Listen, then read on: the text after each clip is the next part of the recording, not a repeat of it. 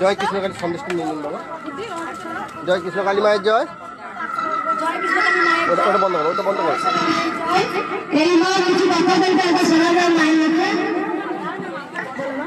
আমি বলছি যে যে কথাটা বলতে চাইছিলাম যে কেউ যদি ভাবে যে শুধু কৃষ্ণকালী মাকে নাম করলেই হয়তো আমার কাজ হয়ে যাবে, কখনো হবে না। কৃষ্ণকালী মাকে, সোনা মাকে আর মঙ্গলা মাকে তিনজনকে যেন সমান ভাবে যেন তারা ডাকে, তবেই তার কাজ অবশ্যই হবে, ঘরে বসেই হবে। হ্যাঁ, তাই বলে যে মাকে ভুলে যাবো তা বললে হবে না, আসতে হবে মন্দিরে।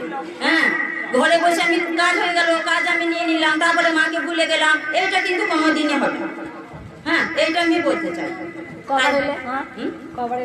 আমি দুবার না।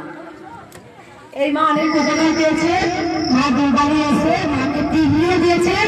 এবার সবাই বলে জয় কৃষ্ণকালী মায়ের